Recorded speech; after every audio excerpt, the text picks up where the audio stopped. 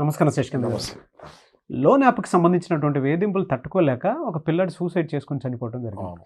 ఇవాళ ఇన్సిడెంట్ వచ్చింది కాబట్టి ఒక పిల్లాడు అనేటువంటి స్టేట్మెంటే పాస్ చేసి మాట్లాడుతున్నానని.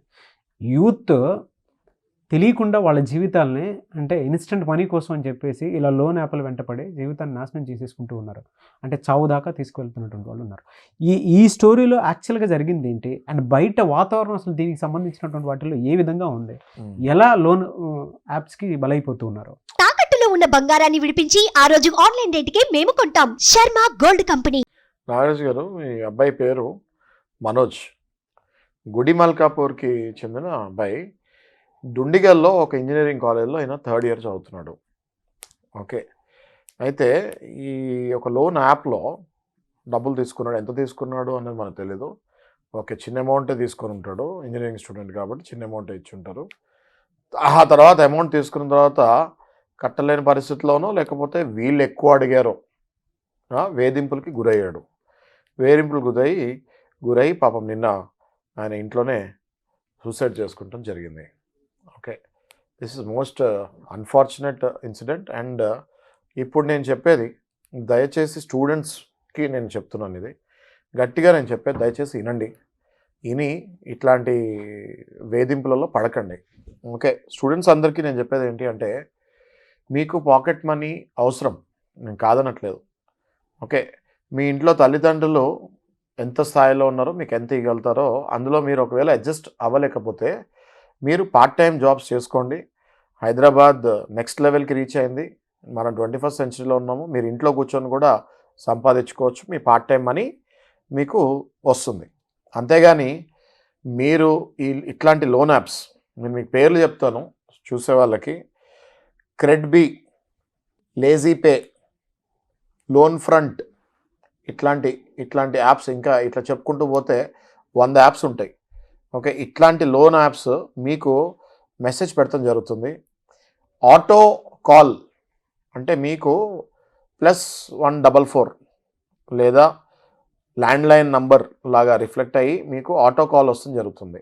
ఆటో కాల్లో ఏం చెప్తుంది అంటే, అది వెంటనే మీరు లోన్కి క్వాలిఫై అయ్యారు, మీకు ఇంట్రెస్ట్ ఉంటే 1 నంబర్ బటన్ నొక్కండి అని చెప్పేస్తుంది.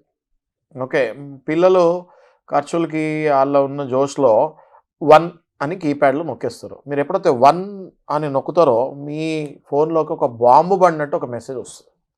అక్కడి నుంచే మీ పతనం స్టార్ట్ అవుతుంది. ఒక బాంబు పడినట్టు ఒక మెసేజ్ వస్తుంది, ఒక లింక్ వస్తుంది. ఆ లింక్ మీరు క్లిక్ చేయగానే మీకు ఒక యాప్ వస్తుంది. ఇట్లాంటి నేను చెప్పిన యాప్స్ లాంటివే క్యాషిఫై, ఇంకో యాప్ పేరు చెప్తున్నాను మీకు, జాగ్రత్తగా వినండి. క్యాషిఫై అని కూడా ఒకటి ఉంది. ఇట్లాంటివి లింక్స్ వచ్చేస్తాయి. లింక్ రాగానే మీరు దాన్ని క్లిక్ చేస్తారు. క్లిక్ చేయగానే యాప్ని డౌన్లోడ్ చేసుకోండి అని వస్తుంది. It would like to sync your contacts and gallery అని అడుగుతుంది. మీరు ఆ కంగారులో నెక్స్ట్ స్టెప్ అని మీరు అన్నిటికీ ఓకే కొట్టుకుంటూ వెళ్తాను. డబ్బులు కావాలన్న కంగారులో మీరు ఆ రోజు సాయంత్రం ఏదో పార్టీ చేసుకుంటానికి మీరు నెక్స్ట్ అని కొట్టుకుంటూ వెళ్తారు. చాలా రాంగ్ అది. ఈ నెక్స్ట్ అని కొట్టుకుంటూ వెళ్ళి యాప్ డౌన్లోడ్ అయిపోద్ది మీ మొబైల్లో. ఎప్పుడైతే మీరు సింక్కి అనుమతి ఇస్తారో, యాక్సెస్ ఇస్తారో, మీ మొబైల్లో ప్రతి ఒక్కటి, మీరు ఎవరితో చాట్ చేస్తున్నారు, మీరు మీ ఫొటోస్, మీ ప్రైవేట్ ఫొటోస్, మీ గర్ల్ ఫ్రెండ్ ఉంటే గర్ల్ ఫ్రెండ్ ఫొటోస్, మీ గర్ల్ ఫ్రెండ్ పేరు, మీ మదర్ నంబరు, మీ ఫాదర్ నంబరు, మీ సెన్సిటివ్ రిలేషన్స్లో ఉన్న వాళ్ళ నంబర్లు, మీ చుట్టాల నంబర్లు, మామయ్య, బాబాయ్, అత్త, ఇట్లా సేవ్ చేసుకుంటారు కదా. ఈ కాంటాక్ట్స్ అన్నీ వాళ్ళు డౌన్లోడ్ చేసుకుంటారు. ఎవరు? ఈ లోన్ యాప్స్ మాఫియా వాళ్ళు డౌన్లోడ్ చేసుకొని మీకు మీరు సెన్సిటివ్ రిలేషన్స్లో ఉన్నారో ఆ రిలేటివ్స్ కాంటాక్ట్ అంతా ఒక లిస్ట్ పెట్టుకుంటారు. ఆ తర్వాత వీళ్ళు మీకు ఒక 5,000 రూపాయలు లోన్ ఇస్తాను నేను ఇప్పుడు, you're eligible only for 5,000 rupees అంటారు. వినండి ఎట్లా వెళ్తుందో ఇది గేమ్. You're eligible only for 5,000 rupees అంటారు. ఏ స్టూడెంట్కైనా 5,000 రూపీస్ అంటే ఓకే రైట్, ఒక షూస్ కొనుక్కోవచ్చో, లేకపోతే అప్పుడున్న నెసెసిటీ సాల్వ్ అవుతుందో, లేకపోతే ఫ్రెండ్స్తో పార్టీ, ఇవాళ రేపు పిల్లలు పార్టీలు కామన్ అయిపోయింది కదా. ఆ రోజుకి పార్టీకి సరిపోతాయి డబ్బులు అన్నట్టుగా మీరు వెంటనే టెంప్ట్ అయ్యి 5,000కి ఓకే అనేస్తారు. అయితే ఈ యాప్ వాళ్ళు ఏం చేస్తారు, ఆ 5,000 ఇచ్చేటప్పుడు కూడా 2,000 కట్ చేసి 3,000 మీకు క్రెడిట్ చేస్తారు. అంటే ముందుగానే మీ దగ్గర నుంచి 2,000 అంటే ఆల్మోస్ట్ 40%, ఆల్మోస్ట్ కాదు ఎగ్జాక్ట్లీ 40% ఆఫ్ ద అమౌంట్ మీకు కట్ చేసుకొని 3,000 ఇస్తారు మీకు. అదేంటి 3,000 పడింది అని చూసుకుంటే ఇంకా కుదరదు. మీరు ఆల్రెడీ డబ్బులు తీసేసుకున్నట్టు అయిపోయింది వాళ్ళ ప్రకారం. ఎప్పుడైతే మీరు 3,000 తీసుకుంటారో మళ్ళీ వాళ్ళు మీకు ఇచ్చే టైం ఎంత తెలుసా? రీపేమెంట్కి ఇచ్చే టైం ఏంటో తెలుసా? 7 days. చాలా దారుణం అండి, వినటానికే చాలా అతి భయంకరమైనటువంటి ఇంకా వినండి, 7 days. ఈ 7 daysలో మీరు రీపే చేయాలి. ఎంత? ఆ తీసుకున్న 3,000 ఈ 2,000 కాకుండా ఇంకో 2,000 పే చేయాలి. ఓకే, అంటే 5,000కి 7 నుంచి 8,000. 7,000 పే చేస్తే ఓకే. లేదంటే మళ్ళీ ఆ 7th day తర్వాత ఈ 5,000కి వాళ్ళు ఇంట్రెస్ట్ వేసి రోజుకు 250 రూపాయలు అంటారు. అంటే మీరు తీసుకున్న 5,000కి దగ్గర 20-30 వేలకు వెళ్ళిపోతూ ఉంటారు మీరు. 20-30 వేలకు ఎప్పుడైతే ఒక కాలేజ్లో, ఇంజనీరింగ్ కాలేజ్లో, ఇవాళ మనం మనోజ్ ఇన్సిడెంట్ తీసుకుంటే పాపం ఒక కాలేజ్లో 3rd year చదివే విద్యార్థి 20-30 వేల కమిట్మెంట్కి వెళ్ళిపోతే, ఒకవేళ మిడిల్ క్లాస్ ఫ్యామిలీ నుంచి వచ్చి ఉంటే ఎంత మానసిక ఒత్తిడికి గురవుతాడో ఆలోచించుకోండి. ఇంకా అబ్బాయి సమాజాన్ని చూడలేదు, చదువుకుంటాడు. ఇంకా వీళ్ళు అట్లాంటి వాళ్ళు ట్రాప్ చేస్తారు. వీళ్ళు ఎట్లా బ్లాక్మెయిల్ చేస్తారు తెలుసా నాగరాజు గారు మీకు? స్ట్రైట్ మీ ఫోటో తీసి దాన్ని మార్ఫింగ్ చేసి న్యూడ్ ఫోటో పెడతారు. పెట్టి ఏ నెంబర్కి పంపిస్తున్నామో ఒక 4 నెంబర్లు పెడతారు. అందులో మీ కాలేజ్ ప్రిన్సిపల్ ఉండొచ్చు, మీ టీచర్ ఉండొచ్చు, ఎవరైనా మీ బాబాయ్, మీ పిన్ని, ఇట్లాంటి వాళ్ళు ఉంటారు కదా. చాలా సెన్సిటివ్ కాంటాక్ట్స్ తీస్తారు. నా టెక్నికల్గా వీళ్ళు చేసే పని ఇది, పెద్ద మాఫియా ఇది. వాళ్ళ నంబర్స్ తీస్తారు.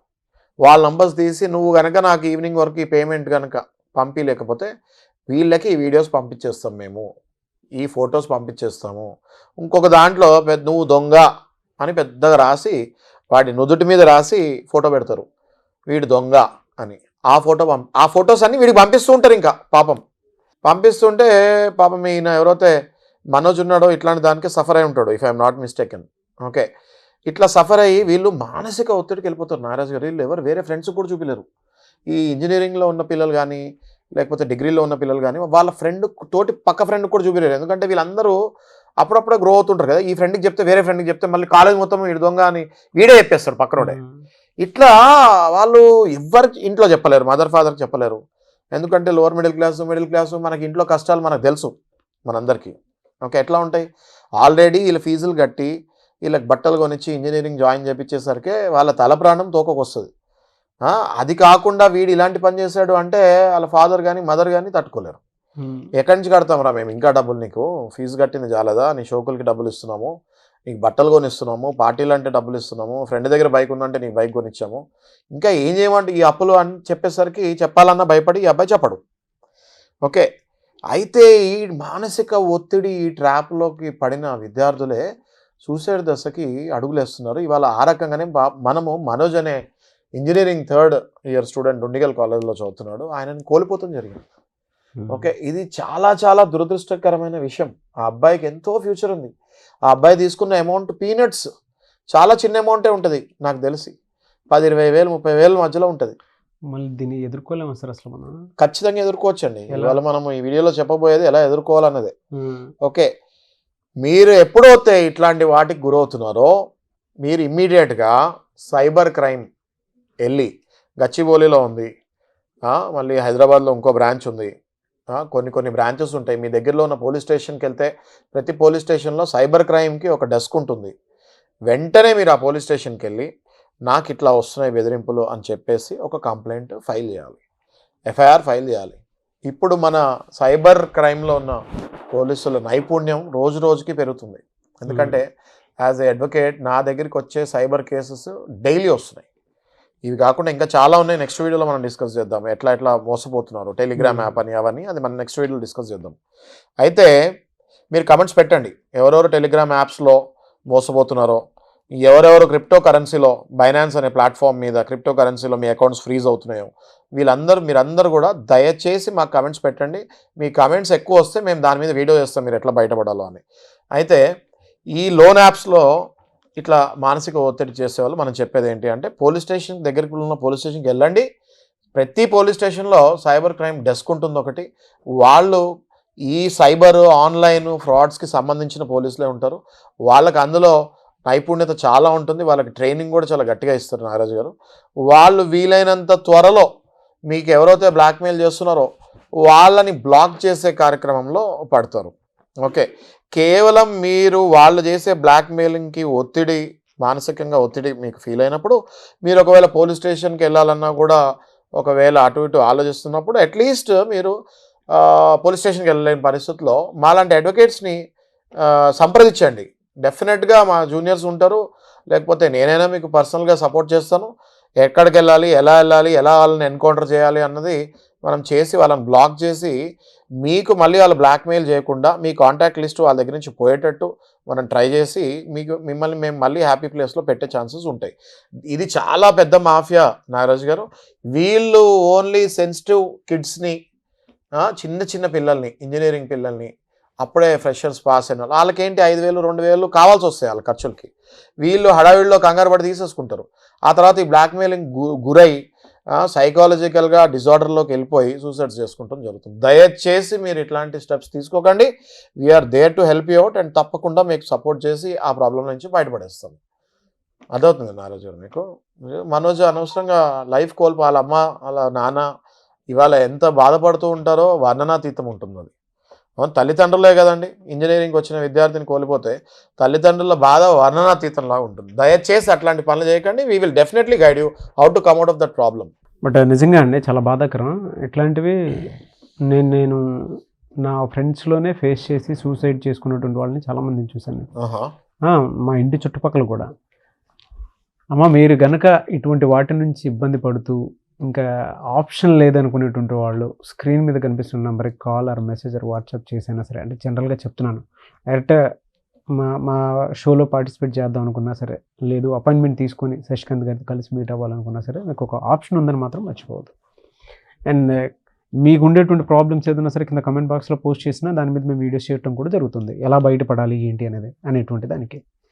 ఎనీవేస్ థ్యాంక్ యూ అండి, thank you so much for your suggestion. Thank you Naraj.